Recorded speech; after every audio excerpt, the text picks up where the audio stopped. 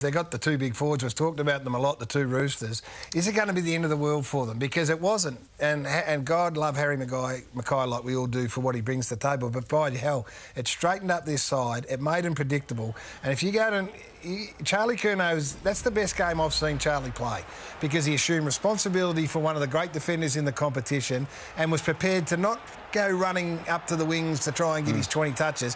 Motlop, you go and see Motlop now and say, how was that playing footy? He would have said it was as good a go, because I knew where the ball was going, I knew the contest I was going to get from Charlie, and my job then became so much simpler. Now, that's a very simplistic look at, three-quarters of footy without Harry, but it worked. Curnow was the beacon. He was the one that started deep. Aliir, the great intercept defender, had 2 intercepts for the game. He's the lowest amount. And this, you watch this. If Harry does this, and I don't know whether Harry was always thinking that just doing that was going to be enough, that is gold. Right there is gold stuff from a key forward. And I'm getting excited because it was a forward who took away the backman's right. Well, so Aliir plays on his own terms, not on the weekend. He likes to be in between and to be cutting off. He doesn't like to be the deepest, and he was forced to be the deepest.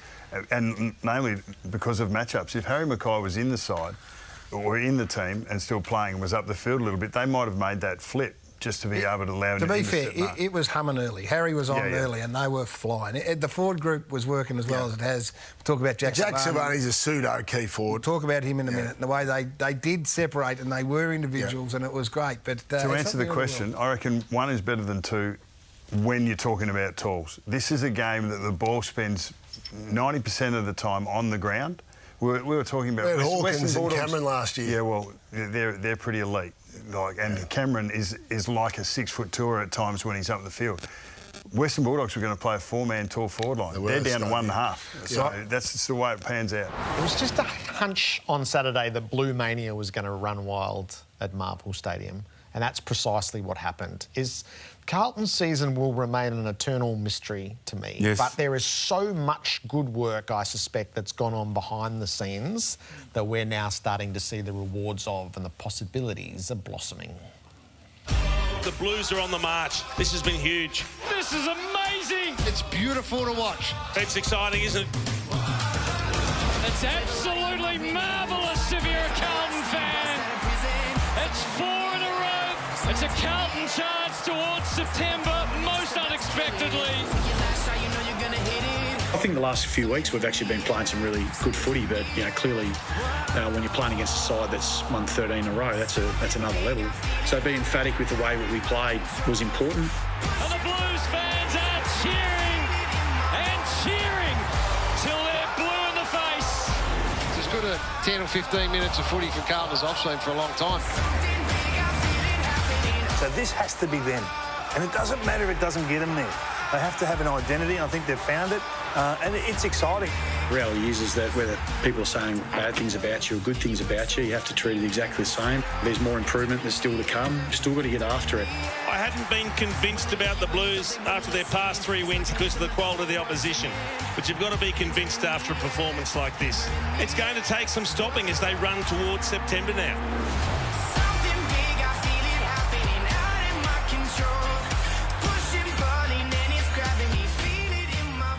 Opinions changes, evidence changes, Robbo. That's very true, Jared. This was a team that couldn't get out of its way. It couldn't get out of its own way in that 6-game stretch. They couldn't move the footy. Now they've got, those markers that you were looking for. Pressure from the very first minute of the match. Unnerving pressure. They are powerful at clearance again, which we all know is the core of their game.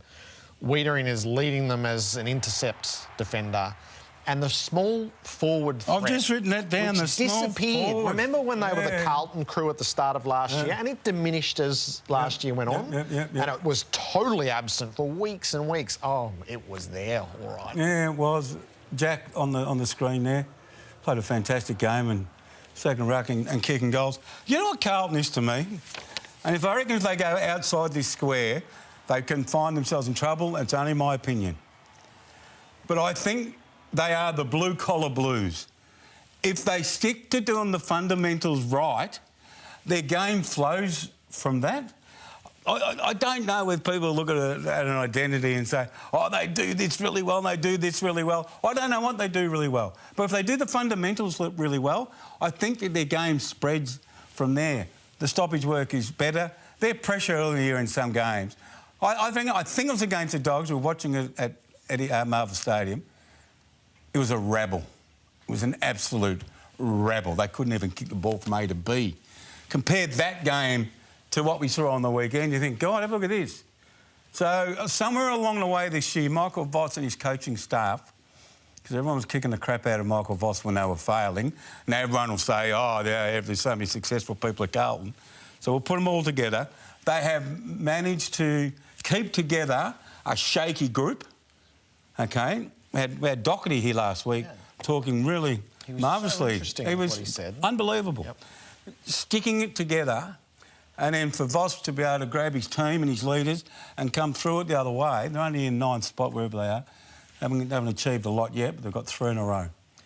If they can get into the finals, there's going to be a reason for optimism going forward into next year. But their turnaround absolutely deserves a round of applause. Yep, because that could have become a doom spiral really quickly. And, you know, Jacob they're 10th, they've won 4 in a row. Your mate. Yeah. Your mate. You'd know more about this than me and others. I think he's... Yeah. Because of what happened to him in his life when he got scammed and spoke about it, having that burden on you as you're trying to live life, I think would be difficult anyway to be an AFL footballer, spotlight speculation. His football fell away. He's absolutely back, mate. He's like Darcy Moore at the moment. Every ball that comes in, he's thinking, I can get this. I'm going to play a role in stopping or marking this ball. When you've got a player like that in your back half, patrolling like a lion, my God, what a help that is. Harry Mackay's surgery 6 to 8, so we won't see him in home and away footy. His best result is the first week of the finals. If Carlton get there and if he can get back. No, I wouldn't be playing him. No way. If they get there... How big a blow in the quest to get there? Well, time will tell on that, Jared. The thing about having a guy like Charlie Curnow staying is, OK, you don't have to share the ball now, Charlie. You'll get more of a ball. We'll see what you can do. Maybe the balance is better without having the 2 full forwards there. Maybe it is. Time will tell. On the weekend, it worked OK. Jack stepped up. Other people will step up. Give them different avenues, different looks.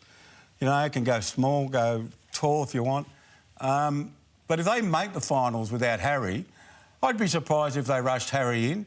He's not a kind of guy, I think, who runs fresh well. OK. Does that make sense? Yep.